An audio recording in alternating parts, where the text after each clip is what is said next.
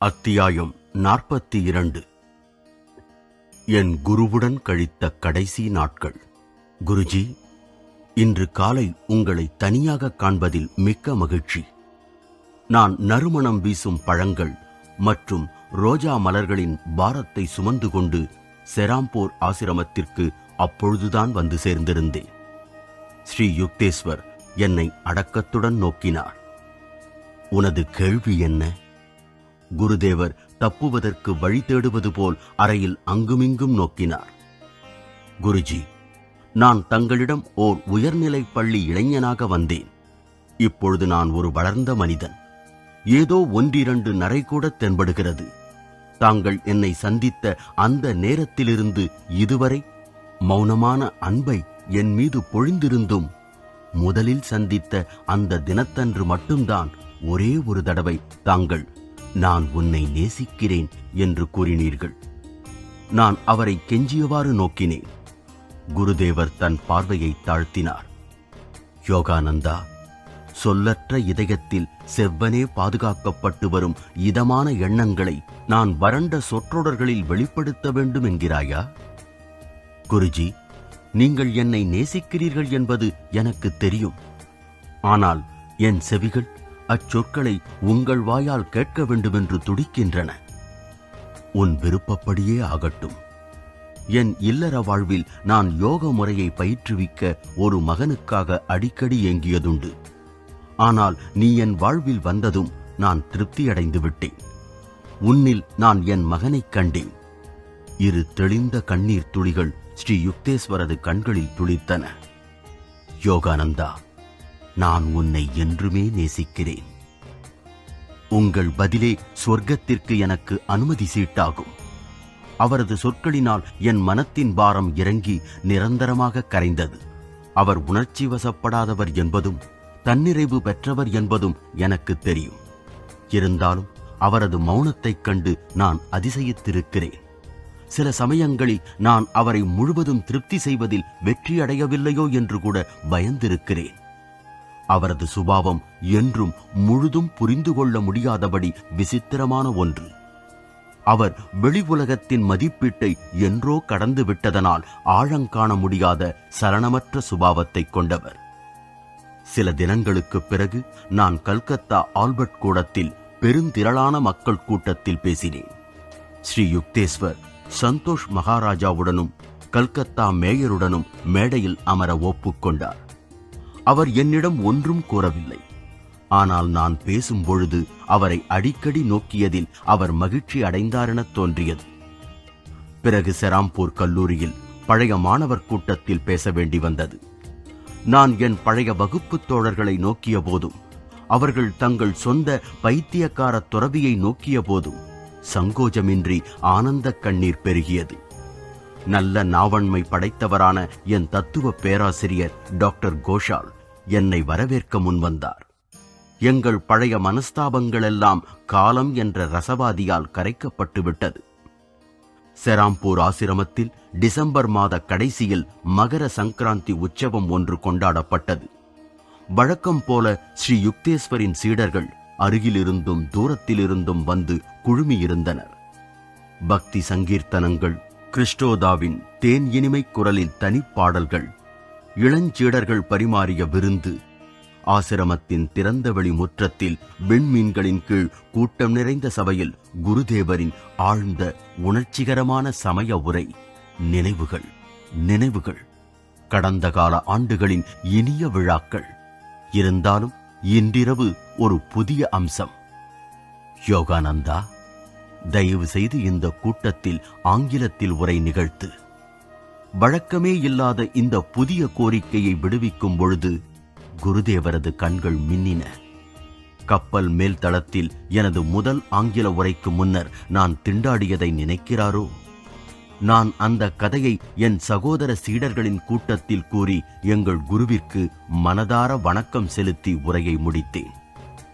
அவரது தவறாத துணை கப்பல் மேல்தளத்தில் மட்டுமின்றி விருந்தோம்பலில் சிறந்த விசாலமான அமெரிக்க நாட்டில் அந்த 15 வருடங்களாக தினந்தோறும் எனக்கு கிடைத்து வந்திருக்கிறது என்று கூறி முடித்தேன். விருந்தினர்கள் சென்ற பிறகு ஸ்ரீ யுக்தேஸ்வர் என்னை தன் படுக்கை அறைக்கு, இது போன்ற ஓர் உற்சவத்திற்கு பிறகு ஒரே ஒரு தடவை அவரது படுக்கையில் படுத்துறங்க நான் அனுமதிக்கப்பட்ட அந்த அறைக்கு அழைத்தார். இன்றிரவு அவரது காலடியில் அரைவட்டமாக சீடர்கள் இருக்க அவர் மௌனமாக அமர்ந்திருந்தார். யோகானந்தா, நீ இப்பொழுது கல்கத்தாவிற்கு கிளம்புகிறாயா? தயவு செய்து நாளை இங்கு திரும்பி வா. உன்னிடம் சில விஷயங்கள் கூற வேண்டும். மறுநாள் பிற்பகல் சில எளிய சொற்களால் ஆசி கூறி சந்நியாச ஆசிரமத்தில் இன்னும் உயர்ந்த பட்டமாகிய பரமஹம்சர் என்ற பட்டத்தை எனக்கு அளித்தார். நான் அவரை முழந்தாளிட்டு வணங்கிய போது, இது உன் முந்தைய பட்டமாகிய சுவாமி என்பதற்கு மேம்பட்டது என்றார் அவர். நான் என் மேல்நாட்டு மாணவர்கள் பரமஹம்சஜி என்பதை உச்சரிக்கப்பட போகும் பாட்டை நினைத்து உள்ளுக்குள் சிரித்துக் கொண்டேன். பூமியில் என் வேலை இப்பொழுது முடிந்துவிட்டது. நீ தொடர வேண்டும். குருதேவர் அமைதியாக பேசினார். அவரது கண்கள் சாந்தமாகவும் கருணையுடனும் இருந்தன. என் இதயம் பயத்தில் துடித்துக் கொண்டிருந்தது.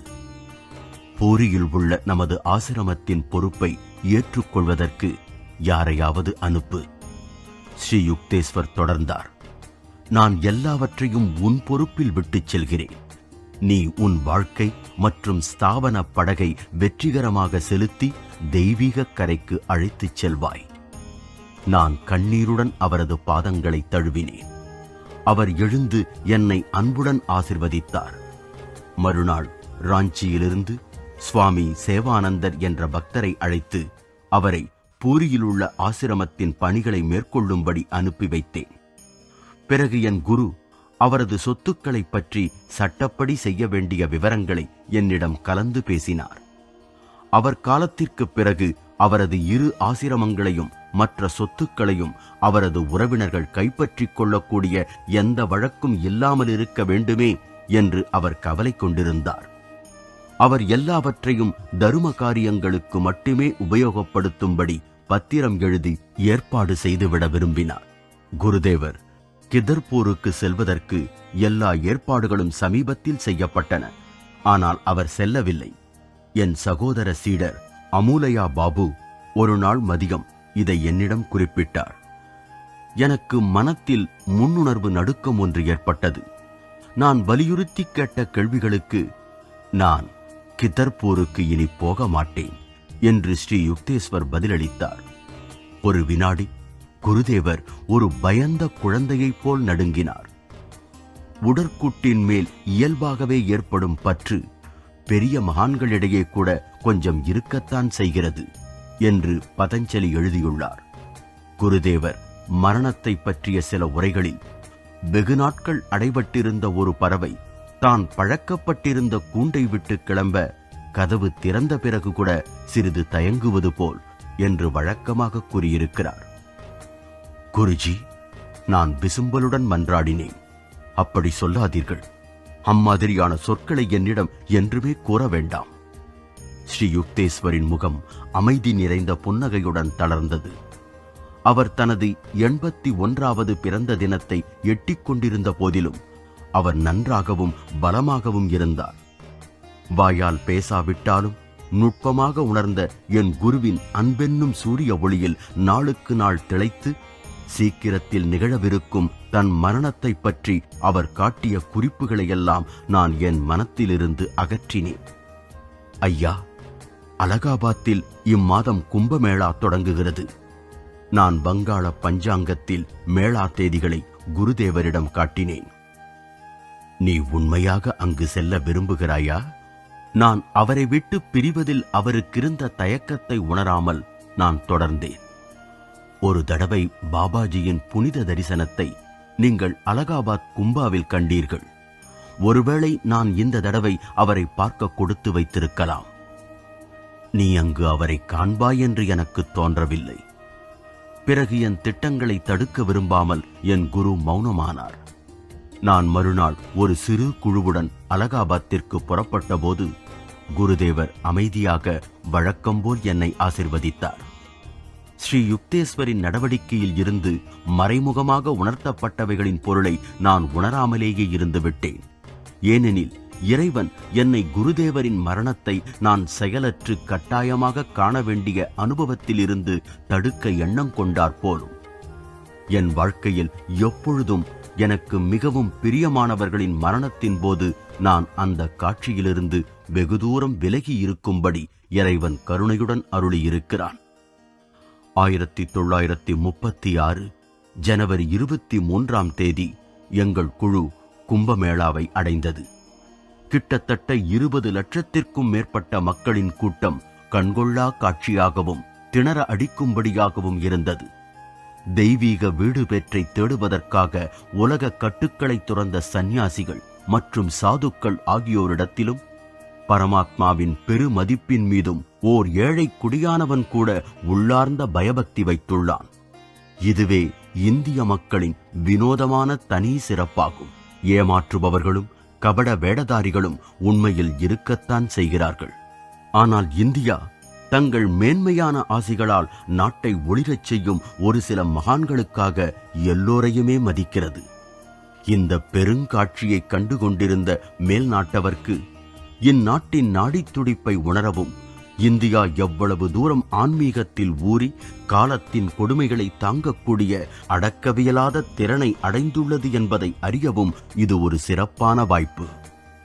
முதல் நாளை எங்கள் குழு எல்லாவற்றையும் வெறுமனே பார்ப்பதிலேயே கழித்தது. ஆயிரக்கணக்கான யாத்ரீகர்கள் தங்கள் பாவங்களை கழிப்பதற்கு புனித கங்கையில் நீராடினார்கள். பிராமண புரோகிதர்கள் வழிபாட்டுக்குரிய பவித்திர சடங்குகளை செய்தார்கள். மௌன சந்நியாசிகளின் பாதங்களில் பக்தியுடன் காணிக்கைகள் வழங்கப்பட்டன. வரிசையாக யானைகள், அலங்கரிக்கப்பட்ட குதிரைகள், மெதுவாகச் செல்லும் ராஜபுதனத்து ஒட்டகங்கள் ஆகியவை ஒன்றன் பின் ஒன்றாகச் சென்றன. இதைத் தொடர்ந்து நிர்வாண சாதுக்கள் தங்கள் பொன் வெள்ளி செங்கோல்களை அல்லது பட்டு போன்ற வினோதமான வெல்வெட் கொடிகளை அசைத்தவாறு சென்ற சமய அணிவகுப்பும் நடைபெற்றது. கோவணம் மட்டும் அணிந்திருந்த துறவிகள் சிறு குழுக்களாக மௌனமாக அமர்ந்திருந்தனர். அவர்கள் உடல் முழுவதும் சாம்பலை பூசியிருந்தனர். அது அவர்களை குளிரிலிருந்தும் வெயிலிலிருந்தும் பாதுகாக்கிறது. அவர்களது நெற்றியில் இட்டிருந்த ஒற்றை சந்தன பொட்டு ஆன்மீக கண்ணை தெளிவாக குறித்து காட்டியது. தலையை மொட்டையடித்துக் கொண்டு காவி உடை அணிந்த ஆயிரக்கணக்கான சாமியார்கள் கையில் தங்கள் மூங்கில் தண்டத்துடனும் பிச்சை பாத்திரமான திருவோட்டுடனும் காணப்பட்டனர். அவர்கள் நடந்து சென்ற போதும் அல்லது சீடர்களுடன் ஆன்மீக சர்ச்சையில் ஈடுபட்டிருந்த போதும் அவர்களது முகங்கள் துறவின் அமைதியில் ஒளிர்ந்தன. அங்குமிங்குமாக மரத்தடிகளில் எரிந்து கொண்டிருக்கும் ஏராளமான கட்டைகளை சுற்றிலும் தங்கள் தலை உச்சி மீது சடாமுடி தரித்து கண்ணை கவரும் விதத்தில் சாதுக்கள் அமர்ந்திருந்தனர். சிலர் பல அடிகள் நீண்டிருந்த தங்கள் தாடிகளை சுற்றி முடிந்திருந்தனர். அவர்கள் அமைதியாக தியானத்தில் அமர்ந்திருந்தனர் அல்லது அவ்வழியாகச் சென்ற கூட்டத்தினருக்கு கைகளை நீட்டி ஆசி கூறியவாறு இருந்தனர்.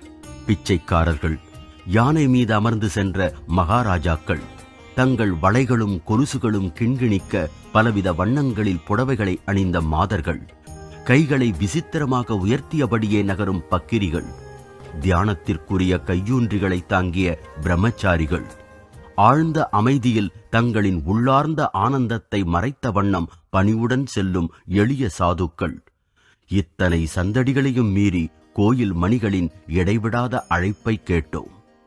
எங்கள் 2வது மேளா நாளன்று எனது தோழர்களும் நானும் பல ஆசிரமங்கள், தற்காலிக குடிசைகள் ஆகியவற்றிற்குள் நுழைந்து அங்கிருந்த மகான்களுக்கு வணக்கம் செலுத்தினோம். சுவாமி மரபில் கிரி பிரிவின் தலைவராக இருந்த, நெருப்பென ஒளிரும் கண்களுடன் மெலிந்திருந்த ஒரு துறவியின் ஆசியை பெற்றோம். பிறகு நாங்கள் 9 வருடங்களாக மௌன விரதத்தை கடைபிடித்து பழங்களை மட்டுமே ஆகாரமாக உண்டு வரும் ஒரு குருவின் ஆசிரமத்தை அடைந்தோம். அங்கு ஆசிரம கூடத்தின் மேடையில் அமர்ந்திருந்த பிரக்ஞாசக்ஷு என்ற பார்வையிழந்த ஒரு சாதுவை சந்தித்தோம். அனைத்து சாஸ்திரங்களிலும் ஆழ்ந்த புலமை பெற்ற பிரக்ஞாசக்ஷு எல்லா பிரிவினராலும் மிக மரியாதையுடன் வணங்கப் பெற்றவர். வேதாந்தத்தை பற்றி நான் இந்தியில் ஒரு சிறு பிரசங்கம் செய்த பிறகு நாங்கள் அந்த அமைதியான ஆசிரமத்தை விட்டு கிளம்பி அருகிலிருந்த கிருஷ்ணானந்தர் என்ற சுவாமியை வணங்குவதற்கு சென்றோம். அவர் ரோஜா கன்னங்களும் கவர்ச்சியூட்டும் தோள்களுடனும் கூடிய ஓர் அழகான சந்நியாசி. அவர் அருகில் நன்கு பழக்கிய ஒரு பெண் சிங்கம் படுத்திருந்தது. அந்த சந்நியாசியின் ஆன்மீக கவர்ச்சிக்கு அடிபணிந்து அக்காட்டு மிருகம் பாலன்னம் மட்டும் உண்டு எல்லா மாமிசத்தையும் உண்ண மறுத்தது. அவருடைய பலமான உடல் வலிமையைக் கண்டு அடிபணியவில்லை என்பது நிச்சயம். அந்த சுவாமி பழுப்பு மஞ்சள் நிற முடி நிறைந்த அம்மிருகத்திற்கு ஓர் ஆழ்ந்த கவர்ச்சிகரமான உருமல் மூலம் ஓம் என்று கூற கற்றுக் கொடுத்திருந்தார். ஒரு பூனை பக்தை. அடுத்து எதிர்ப்பட்ட நன்கு கற்றவரான ஓர் இளவயதுடைய சாதுவுடன் சந்திப்பு. திரு ரைட்டின் பிரபல பிரயாண குறிப்பேட்டில் நன்றாக விவரிக்கப்பட்டுள்ளது. நாங்கள் எங்கள் போர்ட் வண்டியில் குறுகிய வளைந்த சந்துக்களின் வழியேயும் கும்பல்களுக்கிடையேயும் பாம்பை போல் ஊர்ந்து தாழ்மட்டம் கொண்ட கங்கையின் குறுக்கே கிரீச்சிடும் மிதவை பாலத்தின் மீது சென்றோம். கங்கை கரையில் யோகானந்தர் எனக்கு சுட்டிக்காட்டிய பாபாஜியும் ஸ்ரீ யுக்தேஸ்வரும் சந்தித்த இடத்தையும் கடந்தோம். சற்று நேரத்திற்கு பிறகு வண்டியிலிருந்து இறங்கி சாதுக்களின் கூட்டத்திலிருந்து எழும் கனத்த புகை மண்டலத்தின் நடுவே வழுக்கும் மணலில் கொஞ்சம் தூரத்தில் கும்பலாக இருந்த மிக எளிமையான வைக்கோல் வைந்த மண் குடிசைகளை நோக்கி நடந்தோம். நாங்கள் குறிப்பிடத்தக்கதல்லாத தற்காலிகமாக அமைக்கப்பட்டிருந்த இக்குடிசைகளில் கதவின்றி சிறிய வாயிலுடன் கூடிய ஒரு குடிசையின் முன் நின்றோம். அது அபூர்வ அறிவுத்திறனுக்கு பெயர் பெற்ற கரபாத்ரி என்ற சுற்றித் திரியும் ஒரு இளம் சாதுவின் இருப்பிடமாகும். அங்கு வைக்கோல் கட்டின் மேல் சப்பனமிட்டு அவருடைய ஒரே உடையும் மற்றும் ஒரே சொத்துமான ஒரு காவியுடையை தோள்களின் மேலாக போர்த்திக் கொண்டு அவர் அமர்ந்திருந்தார். நாங்கள் 4 கால்களினாலும் தவழ்ந்து இக்குடிசையின் உள்ளே சென்று ஞான ஒளி பெற்ற அந்த ஆன்மாவின் காலடிகளில் வணங்கிய பொழுது உண்மையில் தெய்வீகம் நிறைந்த ஒரு முகம் எங்களை நோக்கி புன்னகை செய்தது. நுழைவாயிலில் இருந்த மினுக்கும் ஓர் மண்ணெண்ணெய் லாந்தர் விளக்கு கூரை வேயப்பட்ட சுவர்களின் மீது விசித்திரமாக ஆடும் நிழல்களை தோற்றுவித்தது. அவருடைய முகம், முக்கியமாக அவருடைய கண்களும் அழகான பற்களும் ஒளிர்ந்து பளபளத்தன. என்னால் அவருடைய இந்தியை புரிந்து கொள்ள முடியாவிட்டாலும் அவருடைய முகபாவங்கள் மிக தெளிவாக இருந்தன. அவர் மிகுந்த உற்சாகத்துடனும் அன்புடனும் ஆன்மீக ஒளியுடனும் இருந்தார்.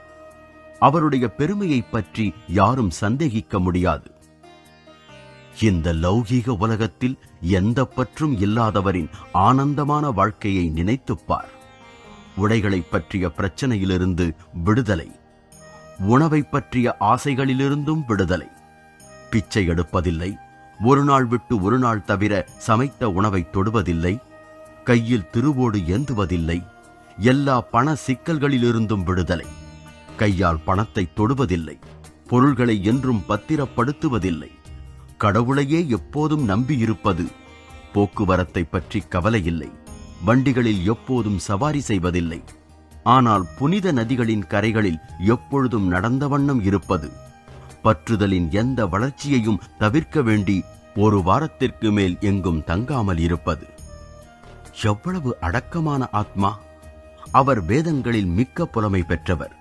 மேலும் காசி பல்கலைக்கழக MA பட்டமும் சாஸ்திர நிபுணர் என்னும் சாஸ்திரி பட்டமும் பெற்றவர்.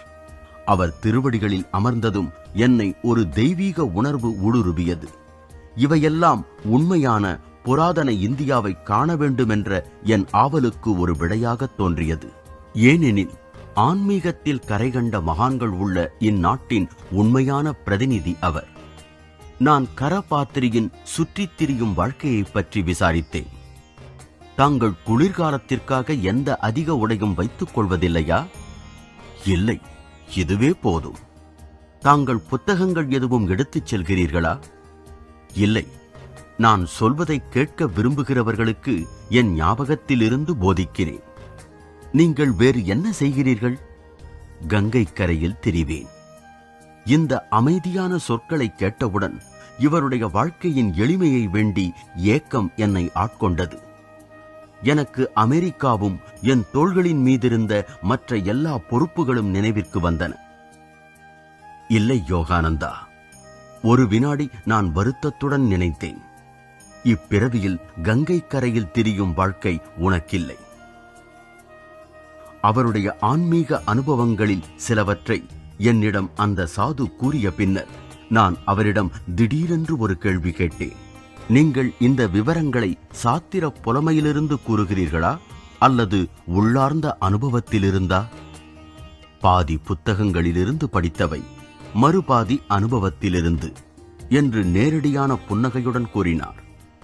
நாங்கள் சிறிது நேரம் தியான நிலை மௌனத்தில் மகிழ்ச்சியாக அமர்ந்திருந்தோம்.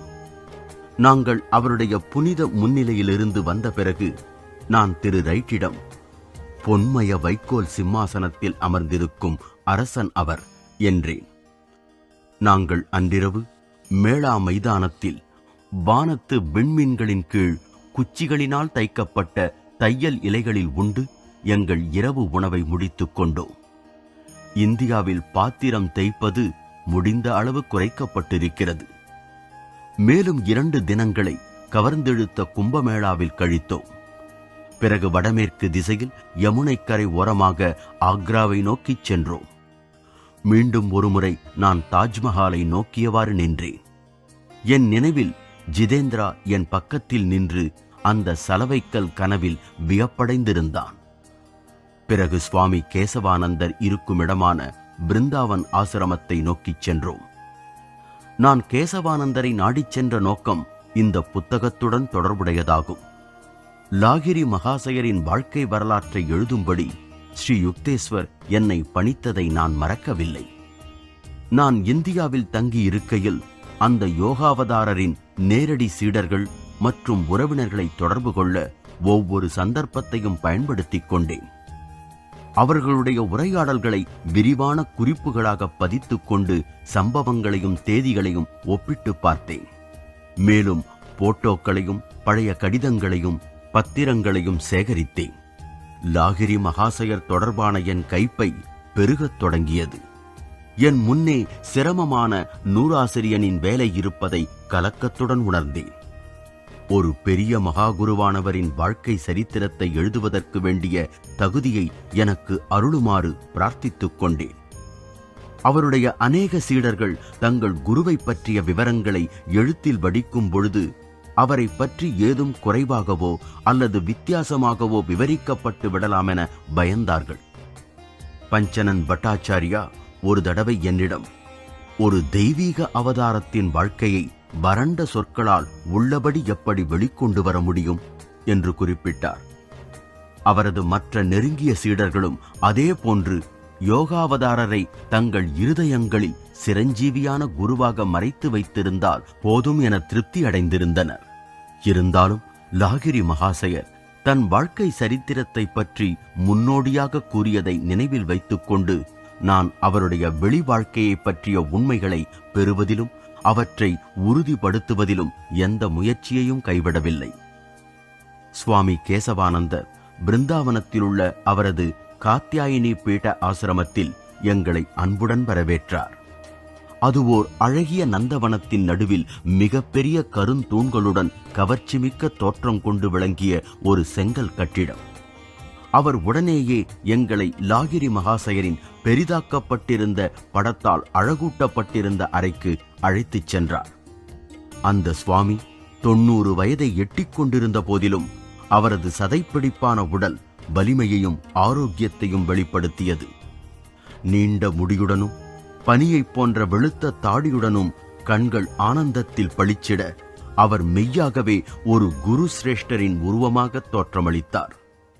இந்தியாவின் மகான்களைப் பற்றி எழுதப்போகும் என் புத்தகத்தில் அவரது பெயரை நான் குறிப்பிட விரும்புவதாக தெரிவித்தேன்.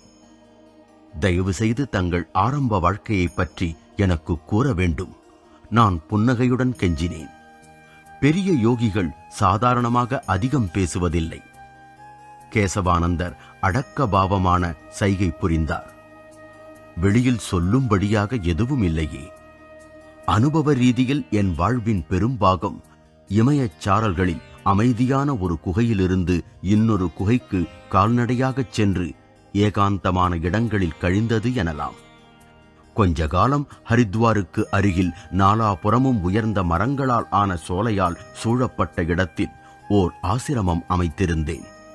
அது நாகப்பாம்புகளின் அதிகமான நடமாட்டத்தினால் பயணிகள் அதிகம் வருகை தராமல் அமைதியான இடமாக இருந்தது. கேசவானந்தர் சிரித்துக் கொண்டார். பின்னர் கங்கை நதியின் வெள்ளம் ஒன்று ஆசிரமத்தையும் பாம்புகளையும் சேர்த்தாற்போல் அடித்துக் கொண்டு போய்விட்டது. பிறகு என் சீடர்கள் இந்த பிருந்தாவன் ஆசிரமத்தை அமைக்க உதவினார்கள். எங்களுடன் வந்த ஒருவர் இமாலய புலிகளிடமிருந்து அவர் தன்னை எப்படி பாதுகாத்துக் கொண்டார் என்பதை விசாரித்தார். கேசவானந்தர் தலையை அசைத்தார். அந்த உயர்ந்த ஆன்மீக சிகரங்களில் காட்டு மிருகங்கள் யோகிகளை துன்புறுத்துவதில்லை. ஒரு தடவை நான் காட்டில் ஒரு புலியை நேருக்கு நேர் சந்தித்தேன். என் திடீர் கூச்சலில் அம்மிருகம் கற்சிலையைப் போன்று ஆடாமல் அசையாமல் நின்றுவிட்டது. மறுபடி அந்த சுவாமி பழைய நினைவுகளை நினைத்து சிரித்துக் கொண்டார். எப்பொழுதாவது நான் என் தனிமையை விட்டுவிட்டு காசியில் உள்ள என் குருவை சந்திக்கச் செல்வேன். இமாலய வனாந்திரங்களில் என்னுடைய இடைவிடாத பிரயாணங்களைப் பற்றி அவர் என்னை கேலி செய்வது வழக்கம். அவர் ஒரு தடவை என்னிடம், உன் பாதத்தில் சுற்றித் திரியும் வேட்கையின் குறி இருக்கிறது. நல்ல வேளையாக நீ சுற்றித் திரிவதற்கேற்ப புனித இமயம் விசாலமாக இருக்கிறதே என்று மகிழ்ச்சியுறுகிறேன் என்றார். லாகிரி மகாசயர் உயிருடன் இருந்த பொழுதும் மறைந்த பிறகும் பல தடவைகள் என் முன் சரீரத்துடன் தோன்றியிருக்கிறார். அவருக்கு இமயத்தின் எந்த உயரமும் எட்ட முடியாத ஒன்றல்ல என கேசவானந்தர் தொடர்ந்தார். 2 மணி நேரத்திற்கு பிறகு எங்களை சாப்பாட்டு அறைக்கு அழைத்துச் சென்றார். நான் மௌனமான கலக்கத்துடன் பெருமூச்செறிந்தேன். இன்னொரு 15 விதங்கள் கொண்ட சாப்பாடு. இந்திய உபச்சாரத்தில் 1 வருடத்திற்குள்ளேயே நான் 50 பவுண்டுகள் எடை கூடியிருந்தேன். இருந்தாலும் என்னை கௌரவிப்பதற்காக ஏற்பாடு செய்யப்படும் முடிவற்ற விருந்துகளில் அக்கறையுடன் தயார் செய்யப்படும் எந்த உணவு வகையையும் மறுப்பது மிக நாகரிகமற்றதாக கருதப்பட்டிருக்கும். இந்தியாவில் அந்தோ வேறெங்குமே இல்லையே, நன்றாக கொழுத்த சாமியார் கண்ணுக்கு விருந்தாக கருதப்படுகிறார். இரவு சாப்பாட்டிற்கு பிறகு கேசவானந்தர் என்னை ஒரு தனிமையான மூலைக்கு அழைத்துச் சென்றார். உன் வரவு எதிர்பாராத ஒன்றில்லை என்றார் அவர். உனக்கு ஒரு செய்தி வைத்திருக்கிறேன். எனக்கு ஒரே ஆச்சரியம். ஏனெனில் கேசவானந்தரை சந்திக்கப் போகும் திட்டத்தை பற்றி யாருக்கும் தெரியாது. சென்ற வருடம் பத்ரிநாராயணுக்கு அருகில் வட இமய பிரதேசத்தில் அலைந்து கொண்டிருந்த பொழுது நான் வழி தவறிவிட்டேன். அந்த சுவாமி தொடர்ந்தார். ஒரு விசாலமான குகை தங்குவதற்கு தென்பட்டது. அதன் கட்டாந்தரையில் உள்ள ஒரு குழியில் தீயின் தணல் கனன்று கொண்டிருந்தது. ஆனாலும் அது காலியாகவே இருந்தது. தனியான அந்த குகையில் வசிப்பவரை பற்றி அதிசயித்தவாறு நான் அந்த கணப்பின் அருகில் அமர்ந்தேன். சூரிய ஒளி படர்ந்த அந்த குகையின் வாயிலில் என் பார்வை பதிந்திருந்தது. கேசவானந்தா, நீ இங்கு வந்ததைப் பற்றி எனக்கு மகிழ்ச்சி. இச்சொற்கள் என் பின்னாலிருந்து வந்தன. நான் திரும்பினேன், திடுக்கிட்டேன். மேலும் பாபாஜியை கண்டு கண்கூசப் பெற்றேன். அந்த மகா குரு அக்குகைக்குள்ளிருந்து தோன்றி அருளினார். பல வருடங்களுக்குப் பிறகு அவரை கண்டதில் மனங்கொளா மகிழ்ச்சியடைந்து அவரது புனித திருவடிகளில் விழுந்து வணங்கினேன். நான் தான் உன்னை இங்கு அழைத்தேன், பாபாஜி தொடர்ந்தார். அதனால்தான் நீ வழி தவறி என் தற்காலிக இருப்பிடமான இக்குகைக்கு அழைத்து வரப்பட்டாய். நமது கடைசி சந்திப்புக்கு பின்னர் வெகுகாலமாகிவிட்டது. மற்றுமொரு முறை உன்னை வரவேற்பதில் நான் மகிழ்ச்சியுறுகிறேன். மரணமற்ற அந்த குருதேவர் ஆன்மீகத்தில் உதவும் வகையில் சில சொற்களை கூறி என்னை ஆசிர்வதித்தார். பிறகு தொடர்ந்து, நான் யோகானந்தாவிற்கு ஒரு செய்தி கூறுகிறேன். அவன் இந்தியாவிற்கு திரும்பிய பிறகு உன்னை காண வருவான். அவனுடைய குரு மற்றும் லாகிரியின் சீடர்களுள் உயிருடன் இருப்பவர்கள் தொடர்பான பல விஷயங்கள் யோகானந்தாவை முழுமையாக வேலையில் ஆழ்த்தியிருக்கும். அப்பொழுது அவனிடம், இந்த தடவை அவன் ஆவலுடன் எதிர்பார்த்தபடி நான் அவனை காணப்போவதில்லை, ஆனால் நான் அவனை இன்னொரு சமயத்தில் சந்திக்கிறேன் என்று கூறவும். கேசவானந்தரின் வாயிலிருந்து பாபாஜியின் இந்த ஆறுதலான வாக்குறுதியை கேட்டதும் என் மனம் நெகிழ்ந்தது. என் இதயத்தில் இருந்த ஒரு வேதனை மறைந்தது. ஸ்ரீ யுக்தேஸ்வர் குறிப்பாக கூறியது போல் கும்பமேளாவில் பாபாஜி தோன்றவில்லையே என்று நான் மேலும் கவலைப்படவில்லை. ஆசிரமத்தின் விருந்தினர்களாக ஓர் இரவு தங்கிவிட்டு மறுநாள் மதியம் நாங்கள் கல்கத்தாவிற்கு கிளம்பினோம். யமுனை நதியின் ஒரு பாலத்தை கடக்கையில் பிருந்தாவனத்தின் தொடுவான காட்சி. சூரியன் ஆகாயத்தில் தீ மூட்டினாற் போலும், எரிமலையின் வண்ண உலை போலும் இருந்த அதி அற்புதமான காட்சி எங்களுக்கு கீழே யமுனை நதியின் அமைதியான நீரில் பிரதிபலித்ததைக் கண்டு மகிழ்ந்தோம். யமுனை நதிக்கரை குழந்தை ஸ்ரீ கிருஷ்ணனின் நினைவுகளால் புனிதமடைந்துள்ளது. இங்கு அவன் தன் கள்ளமற்ற இனிய லீலைகளால் கோபிகைகளுடன் விளையாடி தெய்வ அவதாரத்திற்கும் அவன் அடியவர்களுக்கும் இடையே என்றும் நிலவும் பேரன்பின் பெருமையை உலகுக்கு உணர்த்தியிருக்கிறான். பகவான் கிருஷ்ணனின் அவதார வாழ்க்கையை பல மேல்நாட்டு விமரிசகர்கள் தவறாக புரிந்து கொண்டிருக்கிறார்கள். சாஸ்திர உருவக கதைகள் சாதாரண புத்தியை குழப்பமடையச் செய்கின்றன. ஒரு மொழிபெயர்ப்பாளரின் வேடிக்கையான தவறு இந்த விஷயத்தை தெளிவுபடுத்தும். இந்த கதை மத்திய காலத்தைச் சேர்ந்த சக்கிலிய தொழில் செய்து வந்த மிக்க மேம்பாடு அடைந்த திருத்தொண்டரான ரவிதாஸ் என்பவரை பற்றியது. அவர் எல்லா மனிதர்களிடமும் மறைந்து கிடக்கும் ஆன்மீக ஒளியை பற்றி அவருக்கே உரித்தான தொழில் முறையில் எளிய சொற்களில் பாடுகிறார். விசாலமான நீல கோலத்தின் கீழ் மறைத்தோல் உடுத்தி வாழும் இறை. ரவிதாசரின் செய்யுளுக்கு ஒரு மேல்நாட்டவரின் பாமரத்தனமான விளக்கத்தை கேட்டால் சிரிப்பை மறைப்பதற்கு ஒருவர் ஒரு பக்கமாக திரும்பிக் கொள்ள வேண்டும். பிறகு அவர் ஒரு குடிசையை கட்டி அதனுள் தோலினால் அவர் செய்த ஒரு பிரதிமையை வைத்து அதை வழிபடத் தொடங்கினார். ரவிதாஸ் மகா கபீரின் சகோதர சீடர். ரவிதாஸின் மேன்மையான சீடர்களில் சித்தூர் ராணியும் ஒருவர். அவர் தன் குருவிற்கு மரியாதை செலுத்தும் பொருட்டு ஒரு பெரிய விருந்து வைத்தார். அதற்கு அநேக பிராமணர்களை அழைத்திருந்தார். ஆனால் அவர்கள் கீழ்ச்சாதியரான ஒரு சக்கிலியனுடன் சேர்ந்து உணவு உட்கொள்ள மறுத்துவிட்டனர். அவர்கள் கௌரவமாக தள்ளி உட்கார்ந்து தங்கள் மாசுபடா உணவை உண்ணத் தொடங்குகையில், ஐயோ இதென்ன? ஒவ்வொரு பிராமணரின் பக்கத்திலும் ரவிதாஸின் உருவம் தென்பட்டது. இப்பெருங்காட்சி சித்தூரில் மிகப்பெரிய ஆன்மீக மறுமலர்ச்சியை தோற்றுவித்தது. சில தினங்களில் எங்கள் சிறு குழு கல்கத்தாவை அடைந்தது. ஸ்ரீ யுக்தேஸ்வரை காண மிக ஆவலுடன் இருந்த நான், அவர் செராம்பூரை விட்டுவிட்டு 300 மைல்கள் தெற்கில் உள்ள பூரியில் தற்போது இருப்பதைக் கேட்டு ஏமாற்றமடைந்தேன். பூரி ஆசிரமத்திற்கு உடனே வரவும். இந்த தந்தி மார்ச் 8ஆம் தேதி கல்கத்தாவில் உள்ள குருதேவரின் சீடர்களில் ஒருவரான அதுல் சந்திர ராய் சௌத்ரிக்கு சகோதர சீடர் ஒருவரால் அனுப்பப்பட்டிருந்தது. அந்த செய்தியின் விஷயம் என் காதுகளை எட்டியது. அதன் பொருளை உணர்ந்து வேதனையடைந்த நான் என் குருதேவரின் உயிரை பிழைக்க விடுமாறு மண்டியிட்டு கடவுளிடம் மன்றாடினேன். நான் என் தந்தையின் வீட்டிலிருந்து ரயிலுக்கு கிளம்பிக் கொண்டிருந்த பொழுது என்னுள்ளே ஒரு தெய்வீக குரல் எழுந்தது. இன்றிரவு பூரிக்கு செல்ல வேண்டாம், உன் பிரார்த்தனை நிறைவேற்றப்படாது. இறைவா, நான் துக்கத்தில் துடித்து பேசினேன். பூரியில் என்னுடன் மல்லுக்கு நிற்க உனக்கு விருப்பமில்லை போல். அங்கு குருதேவரின் உயிருக்காக இடைவிடாத என் பிரார்த்தனைகளை நீ மறுத்துவிடத்தான் வேண்டுமா? அப்படியெனில் அவர் இன்னும் மேலான கடமைகளை நிறைவேற்ற உனது கட்டளைப்படி செல்லத்தான் வேண்டுமா?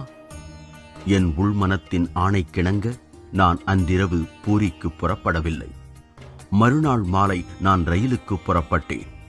போகும் வழியில் 7 மணிக்கு ஒரு பெரிய சூட்சும மேகம் திடீரென்று ஆகாயத்தை மறைத்தது. பிறகு ரயில் வண்டி பூரியை நோக்கி கர்ஜித்து செல்லுகையில் ஸ்ரீ யுக்தேஸ்வரின் உருவம் என் முன் தோன்றியது. அவர் மிக தீவிரமான முகத்தோற்றத்துடன் ஒவ்வொரு பக்கத்திலும் ஒளியுடன் அமர்ந்திருந்தார். எல்லாம் முடிந்து விட்டதா? நான் கெஞ்சியவாறு கைகளை தூக்கினேன். அவர் தலையை அசைத்தார். பிறகு மெதுவாக மறைந்தார். நான் மறுநாள் காலை பூரி ரயில் நிலைய பிளாட்பாரத்தில் நம்பிக்கைக்கு மாறாக நம்பிக்கொண்டு நின்ற பொழுது அறிமுகமில்லாத ஒரு மனிதர் என்னை அணுகினார். உங்கள் குருதேவர் போய்விட்டார் என்பதை பற்றி நீங்கள் கேள்விப்பட்டீர்களா? பிறகு ஒரு வார்த்தை கூட கூறாமல் அவர் என்னை விட்டு அகன்றார். அவர் யார் என்பதையும் என்னை அங்கு காண முடியும் என்று அவருக்கு எப்படி தெரியும் என்பதையும் நான் அறியவே முடியவில்லை. திடுக்கிட்டு நான் பிளாட்பாரத்தின் சுவரில் சாய்ந்து கொண்டேன். என் குருதேவர் அந்த துக்ககரமான செய்தியை எனக்கு பல வழிகளில் தெரிவிக்க முயன்றிருக்கிறார் என்று உணர்ந்தேன். பொங்கும் என் ஆன்மா அடங்காமல் குமிரி ஒரு எரிமலையைப் போன்றிருந்தது. நான் பூரி ஆசிரமத்தை அடைகின்ற சமயத்தில் விழுந்துவிடும் நிலையில் இருந்தேன். உள்மனம் இதமாக திரும்ப திரும்ப உன்னை திடப்படுத்திக் கொள், அமைதியடை என்று கூறியது. நான் குருதேவரின் உடல் வைக்கப்பட்டிருந்த ஆசிரம அறையை அடைந்தேன்.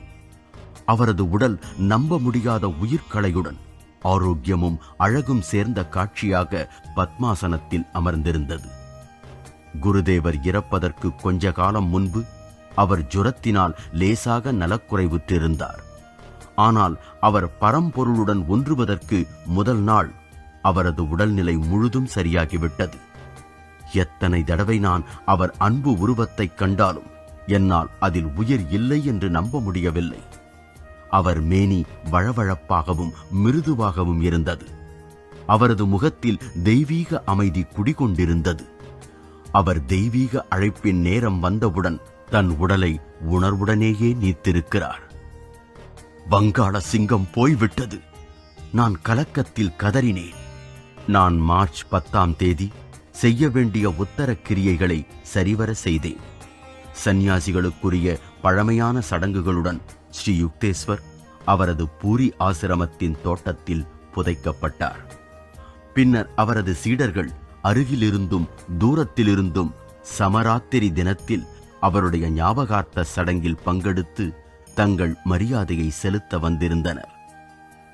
கல்கத்தாவின் முதன்மையான செய்தித்தாளான அமிர்த பஜார் பத்திரிகா அவரது போட்டோவுடன் பின்வரும் செய்தி குறிப்பை பிரசுரித்திருந்தது.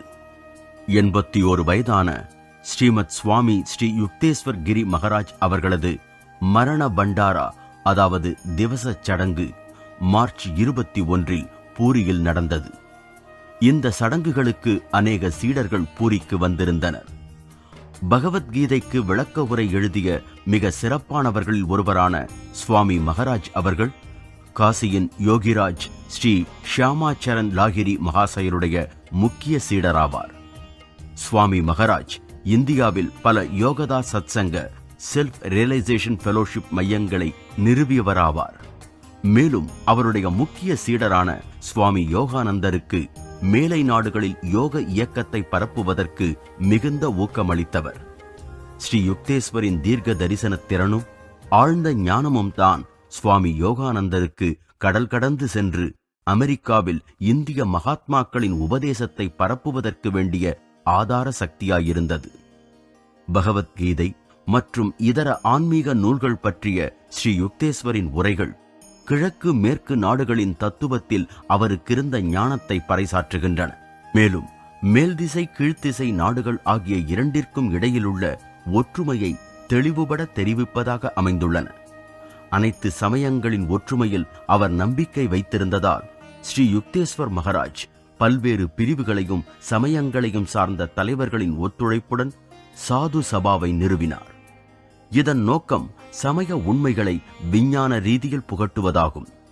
அவர் மரண தருவாயில் தன் வாரிசான சுவாமி யோகானந்தரை சாது சபாவின் தலைவராக நியமித்தார். பாரதத்திற்கு அந்த மகானின் மறைவு ஒரு பெரிய இழப்பாகும். அவருடன் நெருங்கி பழகும் பேறு பெற்றவர்கள் பாரதத்தின் பண்பையும் சாதனையுமே உருவாக கொண்டிருந்த அவருடைய உண்மையான இயல்பை உள்ளபடி உணர்ந்து கொள்வார்களாக. நான் கல்கத்தாவிற்கு திரும்பினேன். செராம்போர் ஆசிரமத்திற்கு அதன் புனிதமான நினைவுகளுடன் நான் செல்வதில் என் மீதே எனக்கு நம்பிக்கை இல்லாததனால் ஸ்ரீ யுக்தேஸ்வரின் பால சீடனான பிரபுல்லாவை அழைத்து அவனை ராஞ்சி பாடசாலையில் சேர்க்க ஏற்பாடு செய்தேன். நீங்கள் அலகாபாத் மேளாவிற்கு சென்ற தினம் காலை பிரபுல்லா என்னிடம் கூறினார், குருதேவர் சாய்வு மேசையின் மீது விழுந்தார். யோகானந்தா சென்று விட்டார். அவர் அழுதார். யோகானந்தா சென்று விட்டார். அவர் புதிராக கூறினார். நான் வேறு விதமாக அவனுக்கு கூறியாக வேண்டும். பிறகு மணிக்கணக்கில் மௌனமாக உட்கார்ந்திருந்தார். என்னுடைய நாட்கள் பிரசங்கங்களிலும் வகுப்புகள் நடத்துவதிலும் நேர்முக சந்திப்புகளிலும் பழைய நண்பர்களுடன் மறுபடி சேர்வதிலும் கழிந்து கொண்டிருந்தன. ஒரு மேலார்ந்த புன்னகைக்கும் இடைவிடாத வேலை நிறைந்த வாழ்க்கைக்கும் அடியில் என் உள்ளார்ந்த ஆனந்தத்தில் பல வருடங்களாக என் எல்லா எண்ணங்களிலும் படர்ந்து நின்ற அந்த ஆனந்தத்தில் ஒரு கருமை கரை படிந்து களங்கமடையச் செய்தது. அந்த தெய்வீக முனிவர் எங்கே சென்றார்? வேதனை நிறைந்த என் ஆத்மாவின் ஆழத்திலிருந்து நான் மௌனமாக அழுதேன். எந்த பதிலும் கிடைக்கவில்லை. என் மனம் குருதேவர் தன் பிரபஞ்ச அன்பனுடன் இரண்டர கலந்ததே மிக நல்லது என்று எனக்கு உறுதிப்படுத்தியது. சிரஞ்சீவித்துவம் பெற்ற பரவெளியில் அவர் நிரந்தரமாக ஒளிர்ந்து கொண்டிருக்கிறார்.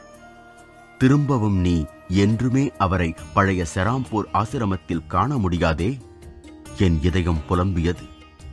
இனி என்றுமே உன் நண்பர்களை அவரிடம் அழைத்து வரவும் முடியாது. அதோ பார், இந்தியாவின் ஞான அவதாரம் அமர்ந்திருப்பதை என்று பெருமையாக கூறவும் முடியாது.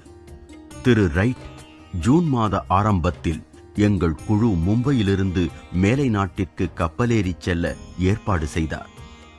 கல்கத்தாவில் மே மாதத்தில் 2 வாரங்கள் பிரிவு உபச்சார கூட்டங்களும் பிரசங்கங்களுமாக முடிந்த பிறகு நான், செல்வி பிளெட்ச், திரு ரைட் ஆகியோர் ஃபோர்ட் வண்டியில் மும்பைக்கு பயணமானோம். நாங்கள் அங்கு சென்ற பிறகு கப்பல் அதிகாரிகள் ஃபோர்ட் காருக்கு கப்பலில் இடமில்லாததனால் எங்கள் பிரயாணத்தை ரத்து செய்யும்படி கூறினார்கள். அந்த வண்டி ஐரோப்பாவிற்கு சென்றதும் எங்களுக்கு மீண்டும் வேண்டியிருக்கும். போனால் போகிறது போ, நான் திரு ரைட்டிடம் துக்கத்துடன் கூறினேன். நான் மறுபடியும் பூரிக்கு செல்ல விரும்புகிறேன். நான் மௌனமாக கூறிக்கொண்டு என் கண்ணீர் மறுபடியும் என் குருதேவரின் சமாதியை கழுவட்டும்.